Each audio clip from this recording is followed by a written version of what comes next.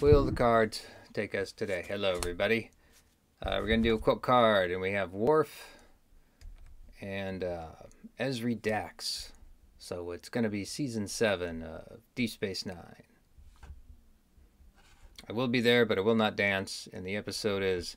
Oh, well, it's the last episode. It's What You Leave Behind. I don't know why they have the dance. I haven't watched that in a while. Again, that's the Vic Fontaine stuff. That's great. That's when she was having a relationship with Julian and all that. So what do we have on the other? And again, we see Sisko leave and be the emissary for a while. Or whatever he was doing. He went off, but Avery Brooks was like, I'm not going to leave my kid behind. That wouldn't be a good thing to do, so I'm going to have the character do this. And at that point, no one was going to argue with Avery Brooks about what he wanted to do. And he does come back. The character does come back in the novel verse, which was just recently all destroyed because it had to be. But still, a worthy 20 years worth of reading coming from the end of this episode. It's a sweet episode. I think I teared up a bit toward the end of it. And once again, I'd like to have my plea to have some high definition Deep Space Nine, please, rather than celebrities in space. Can we do that? No, we're going to do that. So there we go. What You Leave Behind. Not a bad card. And that leads me to... Sorry, I always turn around. Nobody can hear me. Now I have to find a trivia card that could be Deep Space Nine related, but I don't have a lot of those available. So I'm going to pull from the Trivia Pursuit ones again. And the first one that I see that's Deep Space Nine, I'm going to go with. And nothing's happening yet. These are all movie questions.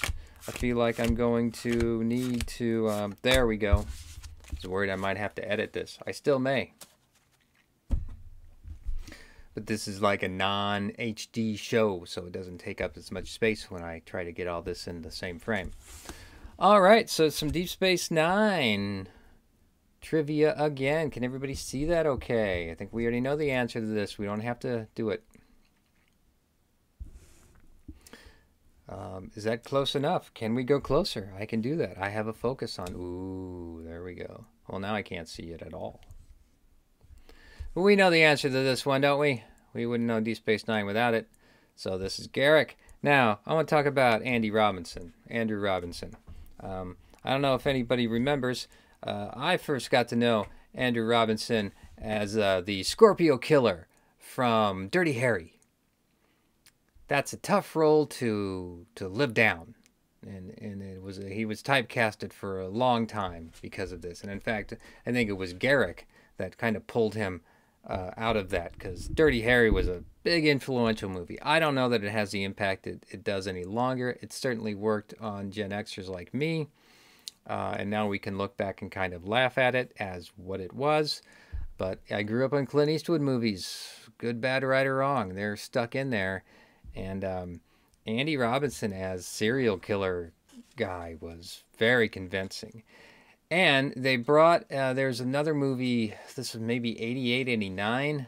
It was not a great movie. Sidney Poitier and Tom Berenger and Kirstie Alley were all in this movie. It was called Shoot to Kill.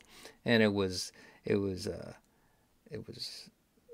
set on the Canadian border, maybe in the Pacific Northwest, I'm guessing. And Andrew Robinson was there. And anyway, it's such a bad movie, but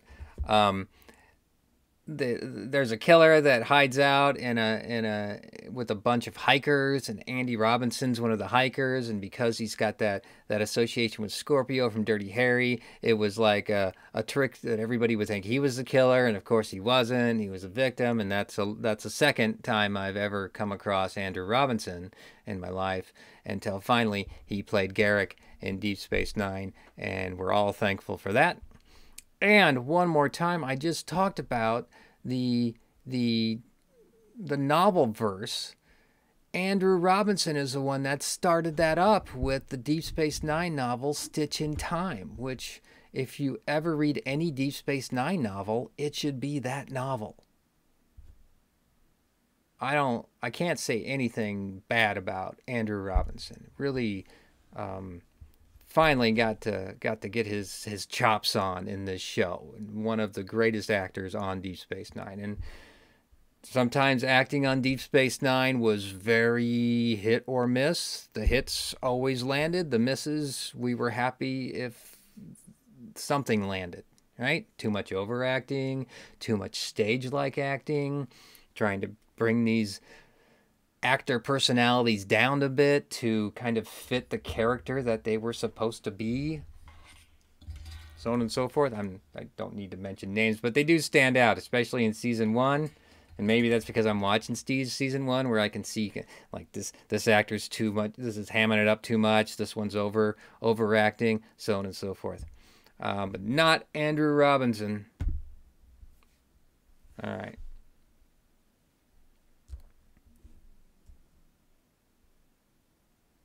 The Trill symbionts. Where did the Trill symbionts live on their home planet?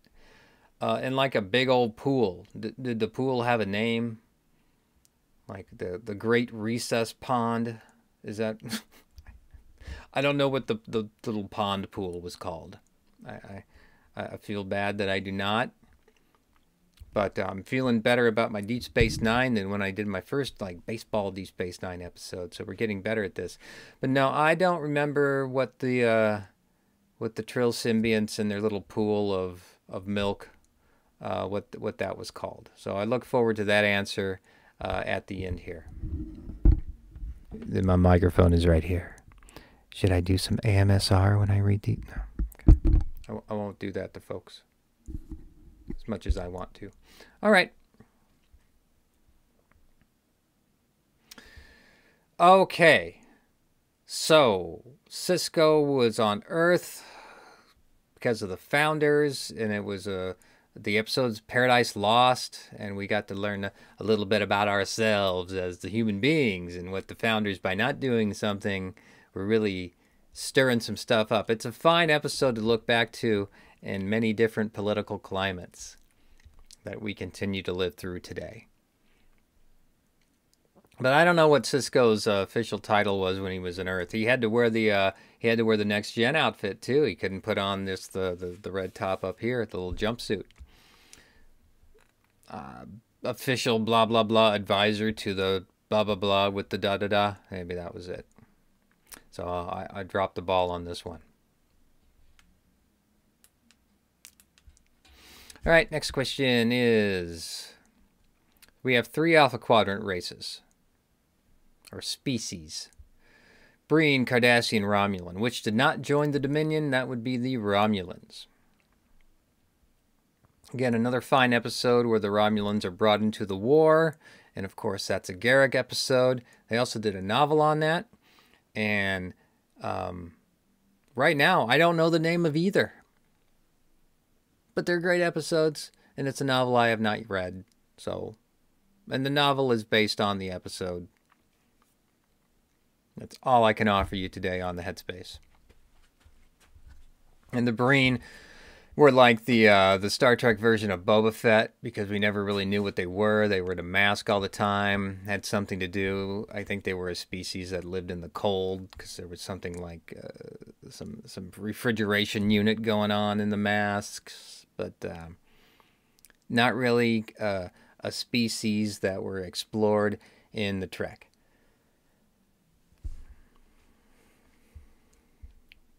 I don't know where they first showed up either. The drug that the Jem'Hadar soldiers survived on was called Ketracel White.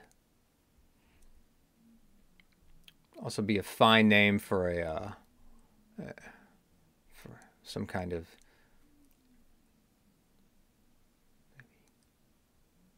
maybe what do they call the Daft Punk kind of music? It's called like Ketracel White. Yeah, was it EMD? Is that it? Electric dance music. Do people still do their raves? Is that still going on? Ketracel White. Ooh, what was it? Zoza. Zoza was the name of the freighter. Zoza.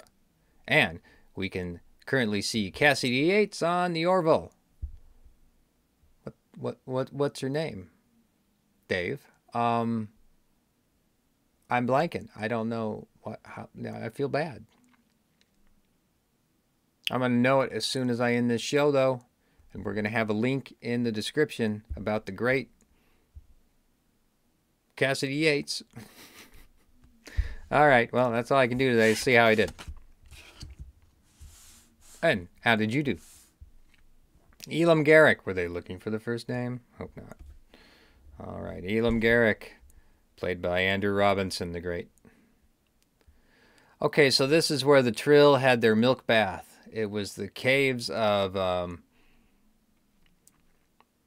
Mak'ala. Mak'ala. Mak'ala. Okay. Chief of Starfleet Security. That's what Sisko's title was. That's pretty impressive. I missed that beat.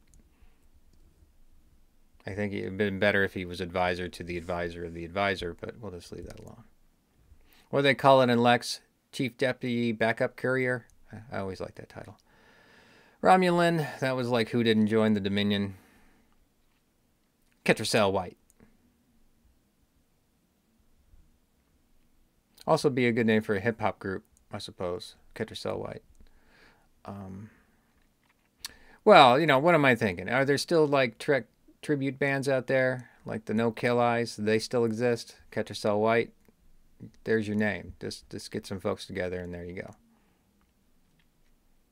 You could also do, like, slam poetry. That could, yeah. And the Zoza. Look at me go. So this is some nice Deep Space Nine questions coming off on our Deep Space Nine quotable card. And that's what we have for the Deep Space Nine day. And as always, I suppose, watch the mouse go to the stop button up here. To be continued. And I want high def Deep Space Nine, please.